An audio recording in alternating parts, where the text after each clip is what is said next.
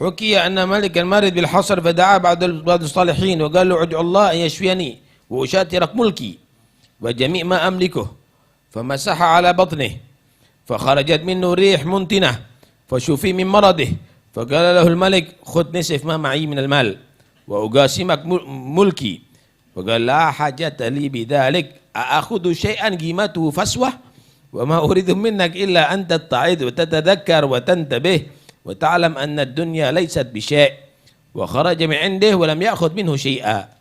هؤلاء لم يكن للدنيا قدر في عيونهم ولكنهم عظموا الآخرة وليسوا مثلنا نرى الدنيا كبيرة ونفضلها على الآخرة،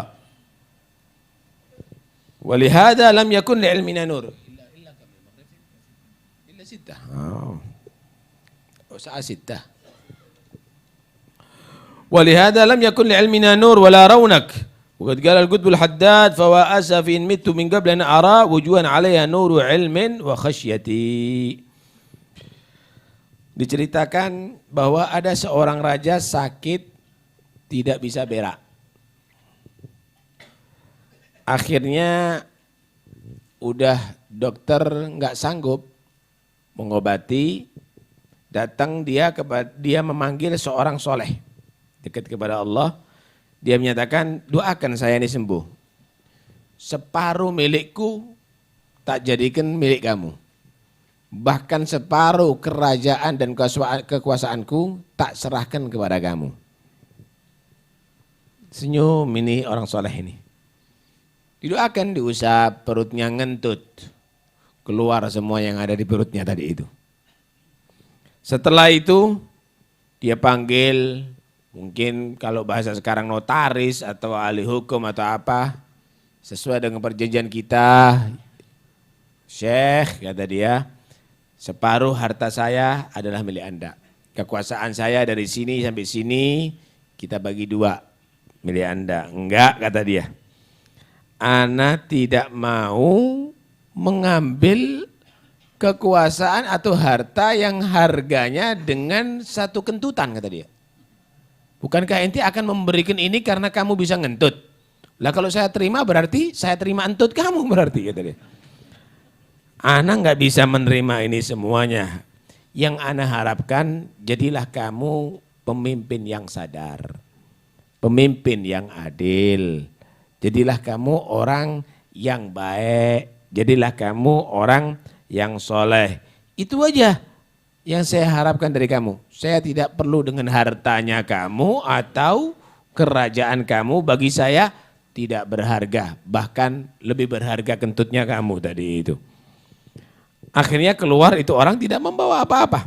Inilah orang ya, yang dia tidak menilai dunia itu besar bagi dia. Orang yang dia tadi itu lebih mengagungkan dan mendahulukan urusan akhirat. Tidak seperti kita. Kita memandang dunia adalah satu hal yang sangat berharga. Surga seakan-akan itu adalah satu bayangan aja. Itu khayali. Itu adalah satu hal yang dalam bayangan manusia aja, dalam khayal aja. Tidak. Karena itu ilmu yang kita miliki sekarang ini tidak ada nur, tidak memancarkan cahaya, sehingga tidak membuangkan amal soleh. Kenapa? Karena mata kita, telinga kita, pikiran kita, hati kita, dunia terus. Sehingga ketika diceritakan bahwa sholat berjamaah pahalanya sekian, tetap aja sholat sendiri. Ketika diceritakan setiap huruf Al-Quran pahalanya sekian, tetap aja dia malas baca Quran. Ketika diceritakan qiyamul lail itu pahalanya begini, tetap aja dia nggak qiyamul lail. Ilmunya nggak berkah, nggak ada cahaya. Kenapa? Karena yang di hatinya dunia, yang di pikirannya dunia lebih berharga daripada akhiratnya. Lah kalau sudah demikian, yang repot lagi ketemu ahli akhirat, ketemu orang yang manfaat ilmunya pun kadang-kadang nggak tertarik. Yang tertarik adalah orang yang dia tadi itu berhasil dalam ekonominya. Padahal Habib Abdullah bin Haddad berkata, "Fawa asafi in muttu min qabli an ara wujuhan 'alaiha nuru ilmin wa khasyati.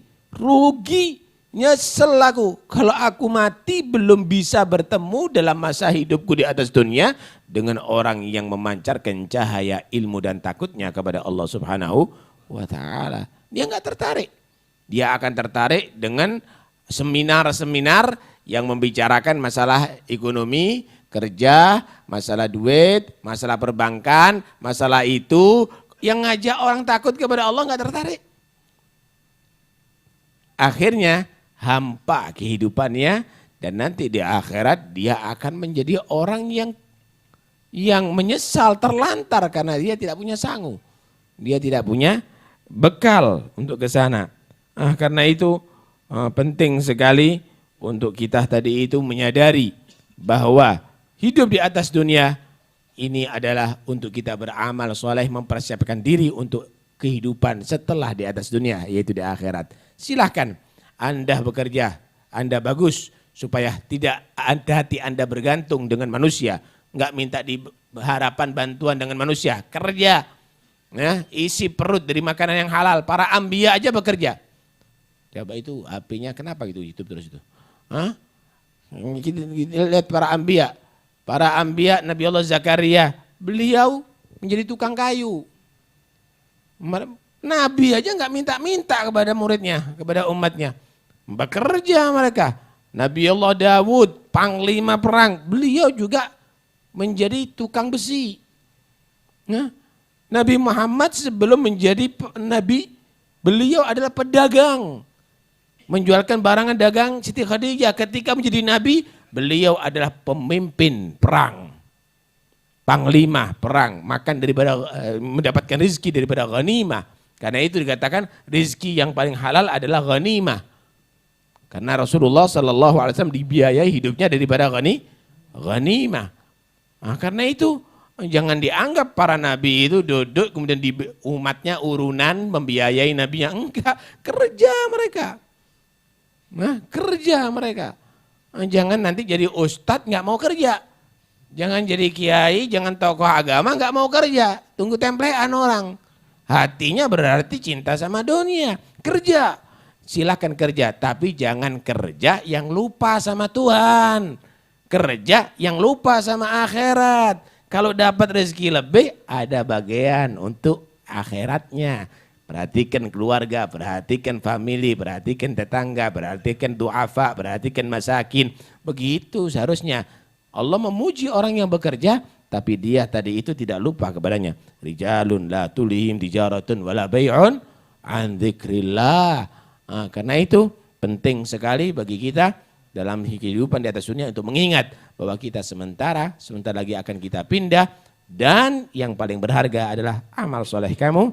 Gunakan untuk beramal soleh, jadikan kehidupan dunia ini adalah sebagai bekal untuk menuju ke akhirat, dan kamu sukses ada di akhirat, sukses ada di dunia, sukses ada di akhirat, bukan sukses dunia tapi gagal ada di akhirat. Mudah-mudahan kita jadi orang selamat dan ilmu kita jadi bermanfaat. Amin ya rabbal alamin.